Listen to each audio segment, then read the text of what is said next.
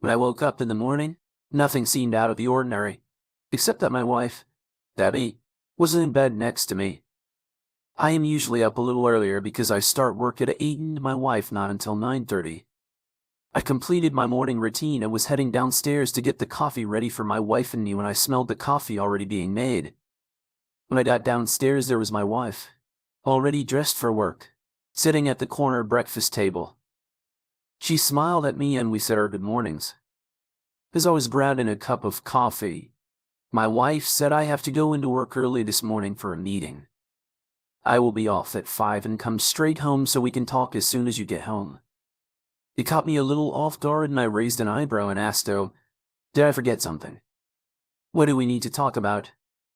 Debbie just waved the hand at me and said that we would talk about it later, that it was nothing that couldn't wait.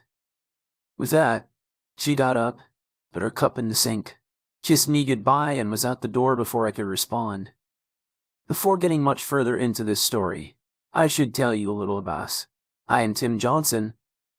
My wife, Debbie, and I have been married for over 41 years. That's right. We married right out of high school, when we were 18 years old. We knew each other since second grade, dated all through high school, and we both knew we were meant to be together for the rest of our lives. Neither of us ever dated anyone else, and as such we learned about sex together and were our only sexual partners. I never even kissed another woman other than a peck on the cheek in greeting, and I assumed it was the same with my wife. We went to the same college as a married couple living in a cheap apartment with part-time jobs. To see us through, I had the GI Bill to help with school costs and her parents helped her out. So while it was a bit of a struggle, it wasn't all that harsh in existence. In fact, we started our family while we were still in college. Our oldest child, Terry, is 37 years old, married with 2 children. She's a family law attorney for an out-of-state firm. Her second, Darcy, is 35 and single, working in Washington, D.C. as an assistant to a director in the Department of Agriculture. Our baby, Sydney, is 34 and married to a police officer in our hometown. She has our other 2 grandchildren and is a hard-working stay-at-home mom. We are very proud of all 3 of our girls. After school, I got a job as a risk analyst for a large insurance corporation, and Debbie became a grammar school teacher for the local school district and later worked in the administration office part-time at 59. We have both an excellent health and physical condition. We have both always been very active. I golf, swim, and go to the gym at least 3 times a week. My wife, however, puts me to shame with her workout discipline. She's at the gym 5 days a week and is an avid distance runner pretty much every day. I may be biased, but she's still the most beautiful woman I've ever seen. She weighs the same as she did the day we got married. Not bad for 3 kids in 41 years, when we were young. She was so beautiful that when she entered a room, even the women would stop to stare at her. To this day, she draws attention from men half her age, but she always handles herself with class and dignity. Debbie, and I talk about it all the time, our family life is the epitome of the American dream. We were so lucky to have found each other, and we thank our lucky stars for the life we led every day. Unlike most men, when they hear words to the effect of "honey, we have to talk," I wasn't filled with dread or breaking out into cold sweats. I was curious, but we talk all the time. Family meetings, we called them, and we had them even before we had children. It was our way of planning our lives.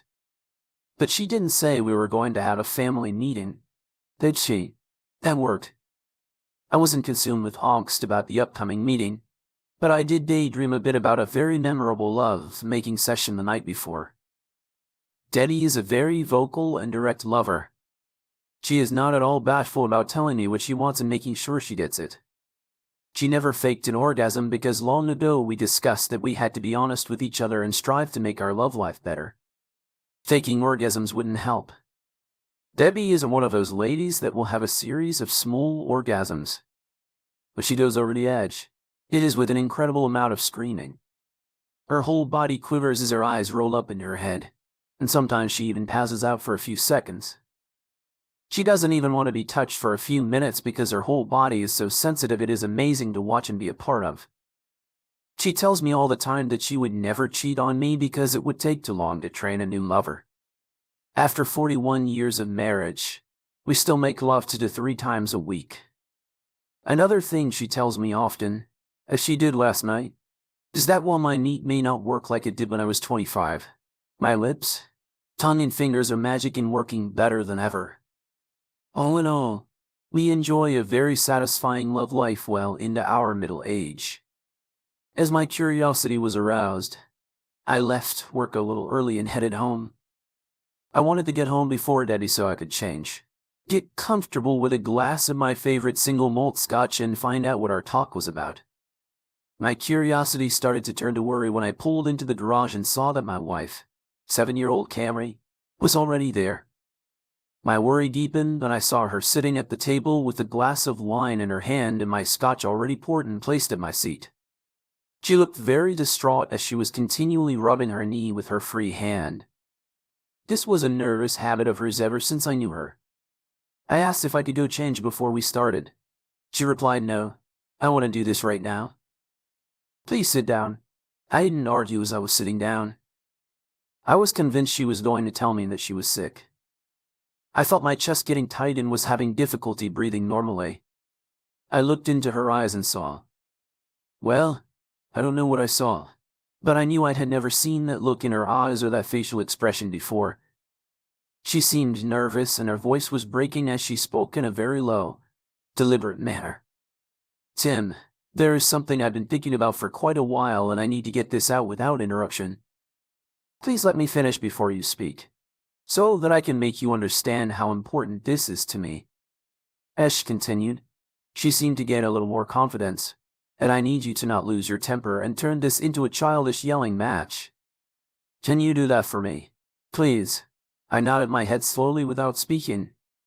Well, at least she wasn't going to tell me that she was sick, but I suspected it was going to be much worse, and I was right. Honey, you know that I love you more than life itself. I have loved only you since grade school. There has never been anyone else in my lifetime.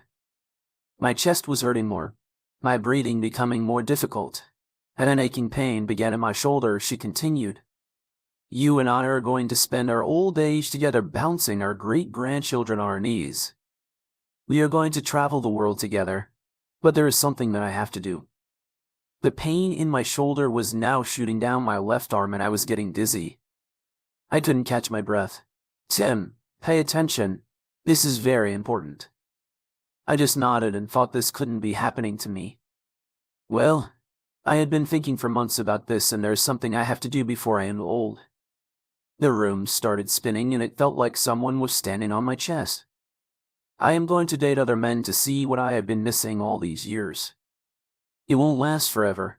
Maybe 6 months and I will be back to being your loving wife, proving to you every day how deep my love for you is. I started to say something, but nothing would come out of my mouth. Then everything went black. Light was creeping in from the darkness, trying to break through the haze. I was trying to open my eyes, but my eyelids must have weighed 5 pounds each. I struggled mightily to get them open, and finally accomplished the task. Where was I? What were those beeping noises? How come I couldn't move? My throat was very sore. What is my name? I must be in the hospital. What happened to me? All these thoughts were rushing through my head when I remembered that I was Tim Johnson and I was in a hospital because my wife tried to kill me. Why did she try to kill me? My brain was working a little better. I was at the kitchen table. She was talking. Then I remembered the conversation. It wasn't really a conversation. It was her telling me something, telling me that she was going to kill me. As the fog in my brain cleared, I noticed the nurse standing at my bedside, looking down at me and smiling. "Welcome back, Mr. Johnson. My name is Nurse Smith. You are in Mercy Hospital because you had a very serious heart attack a few days ago. It is called the Widowmaker and you are lucky to be alive." Funny, I didn't feel lucky. It's 3 and then the doctor will be by later this morning to explain in more detail about your condition. I tried to talk, but nothing came out because my throat was so sore and dry. Don't try to talk, Mr. Johnson. You had a ventil in your throat, so it will take a couple of days to heal itself. I was thinking more clearly now and made a writing motion with my hand. Nurse Smith handed me a pad of paper and a pen. I wrote in big, bold print in no visitors. She responded, "Oh no. You have had lots of visitors. Your wife and daughters have been here." She must have noticed me wise and stopped talking. I wrote furiously, "I don't want any visitors." She seemed startled, but asked, "Are you sure?" I just nodded my head. I scribbled another note. "Do not share my medical information with anyone." Her eyebrows arched up, but she just nodded her head as I was writing another note. I asked, "Is there someone here at the hospital that can help me complete a DENR?" "Do not resuscitate order with that. I am sure." I shocked Nurse Smith, but she held her composure. "Your condition isn't nearly that severe." She began, but I interrupted her by tapping furiously on the notepad. "I will pass your wishes on to the day shift." She patted me on the shoulder and left my room quietly. I figured my life was over anyway. So if something happened while at the medical community, resuscitate me the way my luck was going, I would probably survive but be turned into a vegetable. So screw it. Plus there would be the added shock benefit. When my wife found out what I did and how badly she had hurt me, I didn't fall back asleep. I had been asleep for a few days, so all I could do was lay there, think and make plans. I said I did risk analysis for an insurance company, but really my job was to help my company's clients do risk analysis for their organizations. It was a service my company offered, and many clients took advantage of it. I had done it for a number of years, was good at it, and got paid accordingly. In my experience, all companies are afraid of something, but my job was to make sure they were afraid of the right things and offer solutions to mitigate those threats. There's a process involved in accomplishing an analysis, so I decided to adopt the same strategy to solve my problem. You know, the problem of why my wife would want to kill me. I know my wife didn't really try to kill me with her statement, but she damn near accomplished it. The actions I had just taken would buy me time, and time is what I needed to figure this out. As I lay there in bed waiting for dawn to break, I began the process of analyzing my situation. I am one of those weird people that when I think I have a conversation with myself, and this was no different. Okay, Tim, you bought yourself some time. Now let's think about the real issues here. It really wasn't all that unusual for my wife to talk very directly and succinctly, so she wasn't trying to shock me with her statements. It was just how she approached things her whole life. What did she say? She had thought about it for months. Was there anything I should have noticed changes in her behavior? Had she been giving me verbal hints that I had missed? Could she have already been cheating on me? The answer is no, it's all of those. Debbie isn't flighty or prone to acting spur of the moment. While she's deliberate, once she formulates a course of action, she doesn't hesitate or waffle. She goes after it. Another very important fact is she didn't say she would like to date other guys. She said she was going to date other guys. So Tim, this means you have a real problem that probably won't just go away because she put you in the hospital. Damn so. Tim, here are the outcomes that I can see. One, you could just let her date guys, and hope that sooner or later she gets it out of her system and we can go back to how things were. 2, you can try to talk her out of it because, frankly, I don't see myself being the kind of husband that shares his wife. 3, just divorce her now and be done with it. Or 4, you could just die now and not have to worry about it. Frankly, number 4 is not looking too bad right now. Apparently I was wrong though. I could fall asleep, because the next thing I knew daylight was streaming in through the window and the clock on the wall said it was 10:40. Shortly after I awoke, a doctor did come by and explain that a widowmaker heart attack is caused by a complete blockage of the left anterior descending artery of the heart. He said I was very lucky because this type of heart attack has a very low survival rate. If my wife hadn't been with me and called 911 right away, I would have died. Okay, he was the second person to tell me how lucky I was, but I still wasn't feeling it. I asked him if severe stress could cause this type of attack. He said, well, yes, severe emotional trauma could trigger it, But your heart problem has to have existed for a while. It is caused by a combination of genetics and high cholesterol. Why, do you ask? I explained as best that could what had transpired between my wife and me. He commented, well, that explains your request for no visitors in the DNR. Mr. Johnson, you will be in here for a few more days, but you are going to need lots of rest and quiet during your recovery period, which will take some time. We were able to put a street in instead of doing a bypass, so that should shorten your recovery time. I can't help you with your personal problems, but I strongly recommend that you see a counselor to help you with your issues once you're on the road to recovery. Believe it or not, one of the most frequent side effects of a heart attack like this is depression, and it's obvious to me with your relationship issues you will be at high risk with that. He left the room. No, goodbye. Nothing. I don't blame him. Doctors don't usually like to get personal with patients. They just give them pills or operate on them and get out. Then another doctor, who told me she was the hospitalist, came in and went over all the drugs I was going to need for the next year or so. It was a damn pharmacy list. Yep, solution for was looking better all the time. Shortly after the hospitalist left, I heard a commotion in the hallway. The commotion was my wife being told that she couldn't see me after causing quite a scene.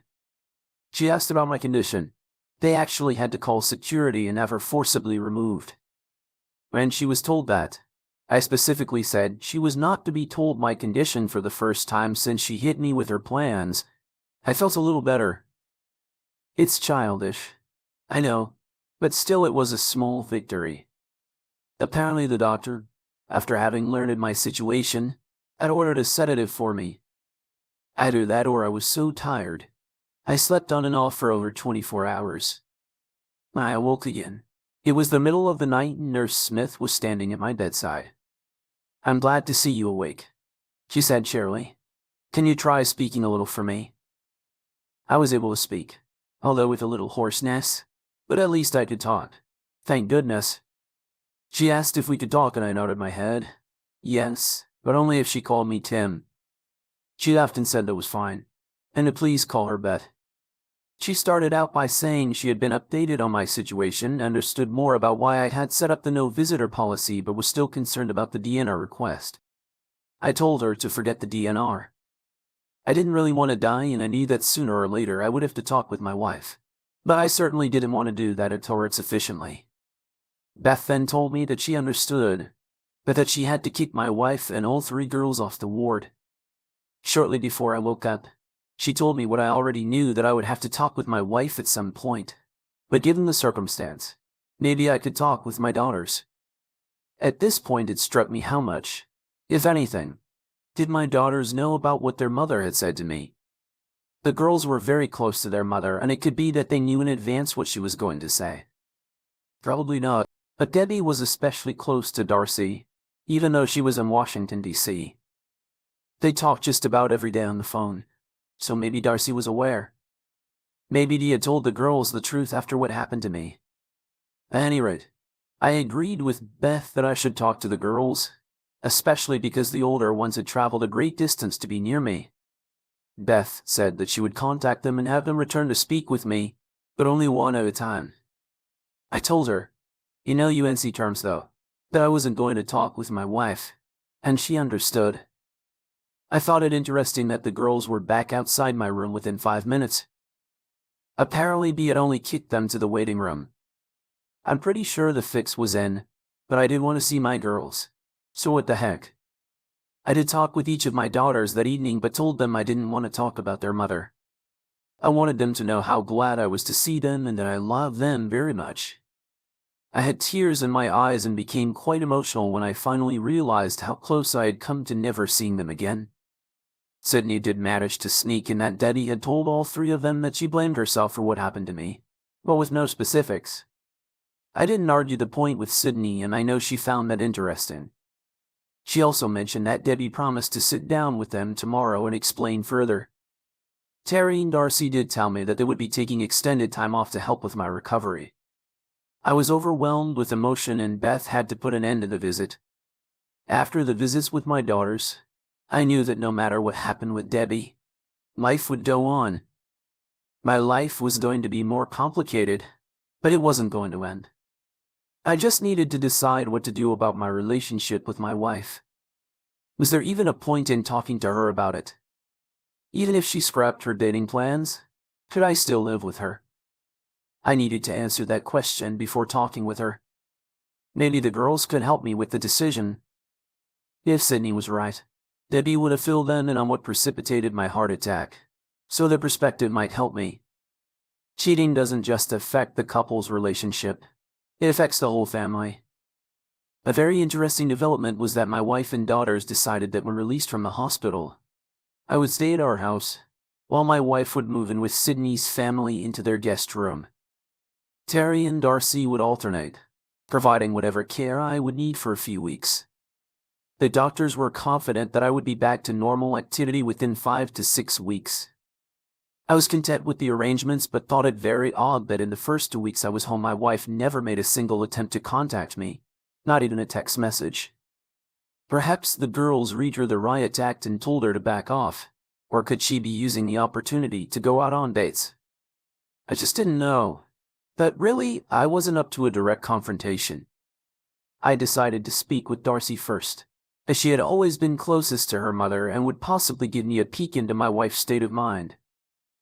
Darcy and I met alone at the house and she knew ahead of time that I wanted to talk about the incident with her. Like my wife, I am a pretty direct person, so as soon as Darcy walked into the room, I blurted out, "Darcy, how long had you known about your mother's desire to date other men? And we talked about it." Some she mumbled without making a contact. "How long?" "Darcy," I growled. "I'm sorry, Dad, about 3 to 4 months." My blood pressure was rising and I was losing control already. This wasn't good. I needed to calm down. "I'm sorry, Darcy. I didn't mean to yell at you. I really want your input here. This has hit me really hard. I had no idea your mother wasn't happy with our relationship. It's literally breaking my heart." I tried a little levity to calm myself. "Oh, Dad, she loves you very much and this doesn't mean anything. She just wants to experience some things before she gets too old. It shouldn't reflect on your relationship at all." "Do you really believe that I mean really? Darcy, how can her having sex with other men not mean anything to me? I'm flabbergasted that you can say that. So your opinion is that I should allow her to have sex with other men so she can experience more in her life, then return to me as if nothing has happened? Well, maybe not as if nothing has happened, but your love for her should be strong enough to get past this. She has devoted her entire life to you, to all of us, and she just wants this for herself." "Really? Dad, you're 59 years old and you have probably slowed down some. It's normal that Mom wants to experience younger men. It's a natural thing for a woman to want experience. Now there was a shocker. I figured Debbie didn't want to date old men, but hearing that from my daughter really hit home. It was all about sex. While I may have slowed down, I thought I still did pretty good, but I guess I was wrong. Shouldn't her love for me be strong enough that she shouldn't have to date other men to be fulfilled? And what if I have slowed down? That's a reason for her to cheat on me. Don't be silly, Dad. It wouldn't be cheating if you knew about it. That's why she tried to talk to you about it." We went around and around for another 5 to 10 minutes, but really didn't get anywhere. Darcy's opinion was very clear on the subject. I had to end this conversation before I exploded in an almost childlike voice. Darcy asked, "What are you going to do, Dad?" "I don't know, Darcy. I just don't know. But there isn't any way I can live with your mom sleeping with other men. I'm just not made that way." I knew full well that Debbie would know the particulars of our conversation. In short order, we hugged and said our goodbyes. I thought to myself that I hoped our never-married Dora at least disclosed her beliefs upfront to her fiancé. My conversation with Terry was about the exact opposite. She came into the room all charged up and spat out, "I can't believe that old Heidi's doing this to us." "Whoa," I said with my hand up near her face. "That's your mother you're talking about, and she isn't doing it to us. She is doing it to me. Get real. Dad, when someone in the family cheats, it affects us all. So yes, she's cheating on her family. Whoa there. You said she is not. That she is going to cheat. You really are clueless. Aren't you bad? She has been going out with men since you were in the hospital. I think she was doing it before you had your heart attack. I don't think she has slept with any of them yet, but she is definitely auditioning them. I suspected that my relationship with Darcy was pretty much over after that revelation. I wouldn't be surprised if she was setting up dates for Debbie. It was odd I kept waiting for another heart attack or at least a stroke, but it didn't happen. I felt only sadness because at that point I knew my marriage was over. The truth was, I wasn't really surprised. Debbie did it. She was always headstrong. But why did she call the paramedics when I had the heart attack? It didn't make any sense, unless in her own bizarre fashion. I guess she did. At least like me. All I could do was shake my head. I again wondered if there was really any reason to sit down and talk with her. Terry and I talked for a while longer, mostly about divorce laws in our state. It really wasn't that complicated. In a no-fault state, it was pretty much a 50-50 split of all assets. Terry did say I might want to look into a legal separation if I wasn't sure about divorcing Debbie. I told her I would look into it, but didn't think it mattered really. Terry also told me that while my wife couldn't stop a divorce, she could really drag it out. That caught my attention and I decided to seek legal advice as soon as possible. Terry said she would send me some recommendations for lawyers the next day. My conversation with Sydney was pretty much me trying to console her, as she couldn't stop crying. Her focus was for me to let Debbie come home. I reminded her that I didn't send her away. She could come home anytime she wanted. The house was as much hers as mine. I did ask her a couple of pointed questions. Sydney, has your mother been going out on dates since my hospital stay? Well, I already knew the answer. I wanted confirmation. Sydney just nodded her head and kept on crying. How often, Sid? Through her tears. She choked out just about every night. Then I tried talking to her about it. I told her she was cheating on you, and she said she wasn't because she wasn't sleeping with any of them. Besides, she had told you what she was going to do. All I could do was shake my head in disbelief before Sydney left. I called her mother and told her that I was feeling better, and that she could certainly return to her home any time she wanted. I emphasized, though, I thought she should do it soon, because Sydney was going to have a nervous breakdown if she didn't leave her house. I hung up the phone while she was saying something, but I didn't really care what she had to say. I was prepared for our meeting. Sydney had told me my wife would be home at 1 p.m. the next day, so I had spent the rest of the day preparing my notes. When you go to battle, it is essential to have a good plan, thoroughly vetted and practiced. I was ready for combat.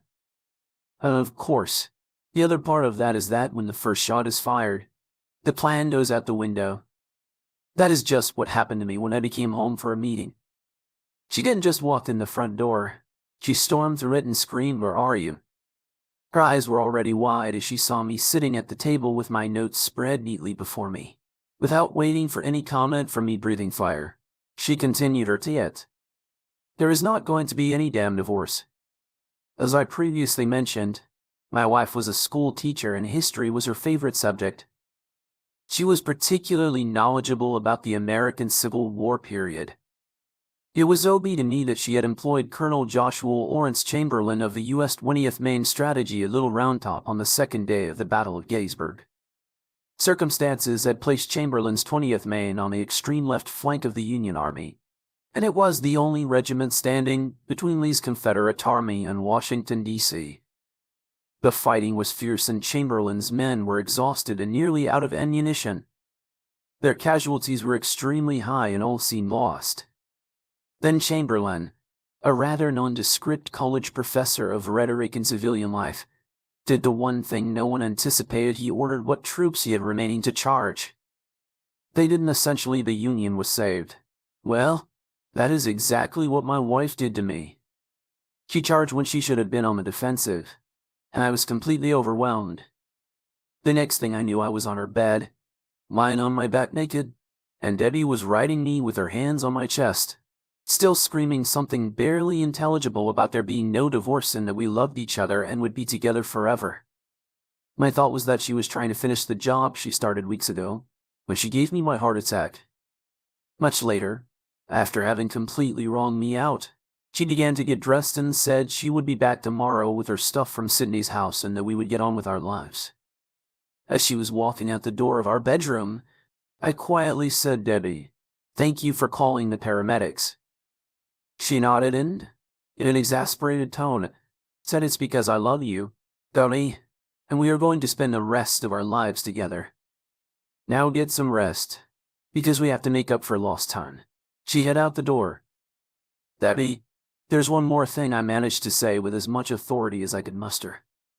"The first time you have sex with someone else, our marriage will be over." In a huff she spat out, "That'll be the day." Apparently, she was a bit of a John aficionado for a month or two. Our lives did return to normal, although it was a new normal, because she was still going out. We never said one more word to each other about my threat of divorce. She never really told me that she was going on a date, but once or twice a week she just said she was going out and would be home late on these nights. She would usually get home sometime around midnight. She never smelled of sex, although she sometimes looked a bit disheveled. She would shower, get into bed, and then proceed to resume her efforts to kill me with sex. I just went with it and figured if I had to die, this was a great to go. I knew she hadn't had sex with anyone yet because, well, just because I knew. Then one night she got home even later than usual. It was after 1 a.m. I was sitting up in bed reading. I could never sleep when she was out. It wasn't that I was worried about her. I was just waiting for the inevitable. I heard the garage door go up as she pulled her car in. Her heels clicked across the tile floor in the kitchen and the stairs creaked as she walked up. When she came into the bedroom, we made eye contact and I just knew it was obvious that she knew that. I knew she broke a contact with me and headed into the master bathroom as she spoke. This doesn't mean anything at all. It is outside of our relationship and will be over in a few months. There's no need for further discussion. She closed the door behind her. When I heard the shower go on, I got up and went into the guest room. Not only did I lock the door, but I also pushed the dresser in front of it. I wasn't going to make the mistake. I made a little round top again. Somehow, I knew she wouldn't come after me. It wasn't like her in her mind. When I got over my little snit, things would go on as usual, and I was right. I never heard a peep out of her the rest of the night. For my part, I didn't sleep at all. There were tears in my eyes as I mourned the death of my marriage. My thoughts turned to planning for the next few weeks. We were more like roommates than a married couple. We were polite with each other, but simply did our day-to-day chores and duties. I knew she went out a few more times, but I didn't know what she did. I had completely moved into the guest room and was usually asleep when she got home. Yes, I really was asleep. I found that as my plans advanced. I became more relaxed and confident that I had chosen the right path. I never went through a hand-wringing woe is me period wondering what I could have done better. I didn't chastise myself for not being a more attentive husband. I refused to apologize or accept responsibility for not being aware of every emotion my wife might be experiencing. In my mind, a marriage is a covenant. She broke the contract, not me. She never discussed any issues or disappointments with me. She just told me what she was going to do. The funny thing is, though, that part of me understood why she wanted to experience more. It's a natural human emotion. She just never gave us a chance to figure out alternatives. She had made a unilateral decision that effectively finished us, end of story. I also understood why she made her decision unilaterally. In the Western world, almost one of marriages are, in some respects, female-dominated. Ours was no exception. I suppose if I could find any fault in this mess, it's that I was too accommodating. But there was nothing in our 50-plus years of being together that should have sent the message to her that I would accept her behavior. I let her make most decisions about our domestic life because it made her happy and it was more important to her. In fact, before we got married, We had long talks about our expectations of fidelity. There was no gray area and certainly no hall passes. I was never close to being unfaithful. I never even did anything that would not pass the spouse test. And I expected the same from Debbie. She did this to us, not me. A couple of weeks after Debbie was unfaithful for the first time, I was ready for her. One night, when she went out, I sat at our kitchen table, where we had most of our family meetings, and waited for her to return. When she came home, I said quietly, "Debbie, we have to talk." "Not now," she said dismissively. "I need to take a shower and get some sleep. We can talk in the morning." "No," I responded with an authority that she hadn't heard from me before. "We're going to talk right now." "Sit down, please." She was obviously exasperated with me and sat with a huff into her chair across from mine. Her nervousness was obvious and probably due to the fact her lover's smell was all over her, but I didn't care. I pushed a manila envelope across the table to her and stated clearly, "These are divorce papers I have filed under irreconcilable differences." At this point, she started to say something and I put my hand up in her face. "No, just sit there. Several months ago you told me to sit and listen to you without interrupting, and I expect you do the same until I am finished." She leaned back, rolled her eyes, crossed her arms over her chest and stared at me. I continued. "These papers explain everything. My lawyer's card is in the envelope. You can sign and return them to his office. If you don't do this within 3 days, I will have no choice but to have you served at your workplace. I don't want to embarrass you publicly, but frankly, it wouldn't bother me to do that in the place where most of your lovers are. Don't worry, I haven't had you followed. I don't have photos, audio or video of your infidelities. None of that matters to me." I continued. "It's really simple. In a no-fault state, everything is split down the middle. Our children are grown and out on their own. The house is paid for. We pay off our joint credit card debt and we move on." "Are you finished?" she asked in her most condescending tone. I simply nodded my head as she stood up. She stated, "Good. We are not getting a divorce. I am tired and I'm going to bed. Good night." The next morning she wanted to talk. Interestingly, she made a nice breakfast the first time in quite a while. She actually appeared to be quite cheerful as she'd be uttered around the kitchen when breakfast was ready and I had picked my job off the floor. She calmly sat down and indicated that I do the same with her hand. This was getting surreal. I didn't sit. I told her I would eat out and walked out the door. What she didn't know was that I was heading to the apartment I had rented near work and that I had mentioned her setting foot in this house again except to remove my things when the divorce was finalized. I thought I'd heard her softly crying as I got into my car, but I couldn't be sure. I had no intention of talking any further at this point. My direction was clear. She never initiated contact with me unless it was through her lawyer, and I did the same. She didn't sign the papers, of course, so I had her formally served at work, as I had said. She got her own attorney and proceeded to do everything she could to derail the divorce process. No amount of pleading from me or our daughters made any impact on her actions, but in the end there was nothing she could do to stop the divorce. So 6 months later, we were finally sitting in family court with our respective lawyers. Honestly, I wasn't really paying attention to much of what was being said. I just wanted it to be over. My lawyer had told me that this was the only formal proceeding I had to be present for, and I was grateful. But when the judge addressed my wife directly, I sat up and focused my attention. "Mrs. Johnson, why do you not want me to grant this divorce petition as it is written? It all seems a fair disposition of assets."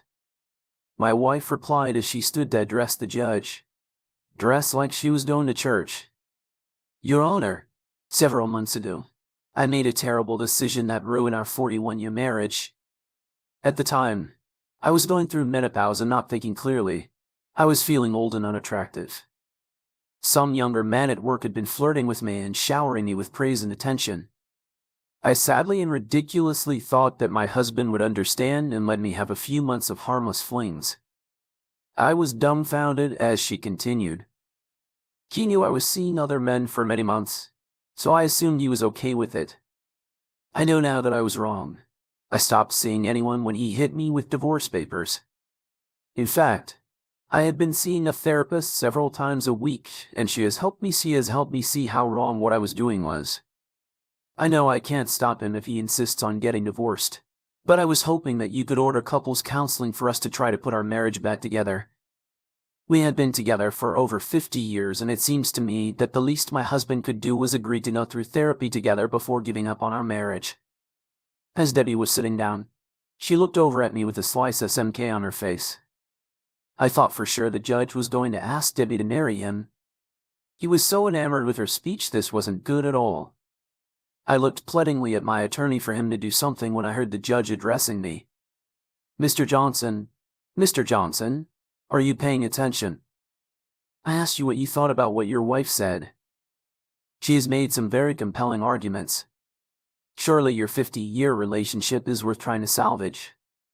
Oh, I said to myself, this can't be happening to me. My wife could hardly contain her glee. My attorney was doodling something on his notepad. It looked like he was drawing a big Phillips head. Screw. I am so screwed, I thought. But then I had an epiphany. I was in combat again and the first shot had been fired. I responded, Your Honor, may I have a moment to absorb what my wife has said? She really has given me pause to think. I would like to talk with my attorney for a moment. The judge responded quite good-naturedly. Of course. I think that is wise. Everyone in the courtroom thought they were witnessing a real Hallmark moment. I quickly turned to my attorney who, by now, had finished his Phillips head. Screw. What happens if I withdraw my divorce petition right now? Can he still order counseling? My Clarence Derry Kale lawyer turned and stated no, he can't. The court no longer has any jurisdiction in the matter. One more question, Clarence. That's not important right now, he interrupted. What happens if I just disappear? My wife would have to serve me in order to get a divorce right. Yes, but it isn't really that simple. She could have a divorce granted for abandonment after 1 year. He replied, only if my luck changes. I said wistfully and with a heavy sigh, there isn't a law that says I have to live with. My wife is there. My mind was really racing now. No, there isn't, he said in a lawyerly fashion. Then the light bulb went on in his head and he asked, will I still get paid? Of course. Of course. I smiled broadly and straightened my tie, brushed my hands to smooth my slacks and stood up to address the court. Everyone wanted the Hallmark movie ending, so I was going to get it to them, sort of, Your Honor. In light of what my wife has expressed in a most convincing manner, I hereby withdraw my petition for dissolution of marriage immediately. It was dumb in the courtroom. Not really, there were only about 12 people in there and it was lunchtime, so those not involved got up to head to the cafeteria. The judge banned his GAVL, granting my request with a big smile and tears in his eyes. My wife and her attorney were both crying happy tears themselves. I was steaming mad but plastered what I hoped was a happy face on and walked directly out of the courtroom. I reached my car with my wife hot on my heels, blabbering something about us being happy. Blah. I started the car and left her standing in the parking lot wondering what just happened. As I pulled out of the parking lot, I threw my phone into the bushes and drove straight to work. When I got to HR tired, I realized that I could draw on my 401k because I was 59 and 80 years old. I couldn't get Social Security for a few more years, but with my 401k and our other assets, I knew I could make this work from work. I went to our bank. I did all those things people do when they get divorced right away. Our house was paid for and worth almost $1 million. Everything else we had was about equal to that value. So I was going to take it all and put it into my name only and quit claim the house to Debbie. My family didn't know where I lived and had only been reaching me through work or my phone, so I had time to finish what I was going to do unimpeded. 2 weeks later, after having set up this meeting with Debbie, I pulled up to her house, technically my wife's house now, I guess, in my brand new 38 FT Georgetown Class A motorhome. My new Jeep Wrangler FRX was hooked to the tow bar behind it and ready to go. I knocked on the door and heard Debbie approaching from inside. All 3 of our daughters were there too, because I had given them a heads up to be there. I knew there would be trouble and needed them to watch out for. Debbie, honey, you're home. Thank God we were so worried about you, she exclaimed. The girls were already staring at the motor home and were sharp enough to suspect what was up. Sweetheart, I actually stopped by to say goodbye. What do you mean? Goodbye. We are going to be together forever. Are we? We've always been together. Dear. It's just that I'm going away for a while. But Tim, what about work? I retired. Dad, I'm going to spend some time traveling the country. But honey, I can't get away from the school district on such short notice. School is in session. I know traveling the country in a motorhome is our dream, but I'm simply not able to do that right now. She said, still not getting it. My daughters got it, though, and they were stunned. They were already burning holes in me with their eyes because they knew I was going to leave them to deal with my basket case of a wife, and they were not happy. We should go inside and talk. Daddy, there's a lot I want to say to you, and I will give you a chance to talk also. We all filed into the kitchen and sat around the table. It made me choke up, thinking about all the family meetings we had held at this table. The thought that this would be the last one was almost too much for me to bear, but I had spent the last couple of weeks thinking about my circumstances quite a bit. I had no anger left in me. I was no longer nervous, fearful or racked with uncertainty. I was more at peace than I had been in years, so I began the meeting first off. I want to apologize to you, Debbie, and to you girls also, for the way I behaved when you first informed me of your plans to sleep with other men. I know I acted childishly at the hospital. I put my hand up before Debbie could get a word out. Please let me finish. I know you didn't give me my heart attack in a perverse sort of way. You might actually have saved my life. The heart attack was going to happen sometime anyway, and because you were right there and called for help immediately, I am alive and here today. The medical people have assured me of that, so thank you. That really threw her for a loop. I've done a lot of thinking since our court hearing and realized something. Debbie, neither you nor I have ever been on our own. We have been together since elementary school. I think I understand now what your feelings were. When you told me what you were going to do, I was focused on the sexual part of your desire. But I think you were really saying that you wanted to be alone. You wanted to stand up and take control of your life. Then I realized that I was in the same position as you. Our whole lives, all our plans were done together, and now I want to experience life alone too. I believe that we both need to be apart so we can find out who we are as individuals. At this point I let her speak because there would have been no stopping her anyhow. But I don't want to be alone. I am never going to give you a divorce. We will be together for the rest of our lives. I messed up so bad when I said those things to you. How she managed to say those things through her tears and sniffles I don't know. She looked like she was going to start hyperventilating. The girls, though teary-eyed, stayed remarkably calm and quiet throughout.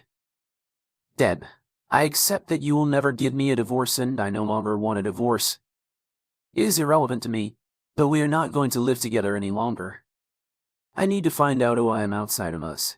I slid the quitclaim deed across the table to her. I am giving you the house and I've taken most of our other assets.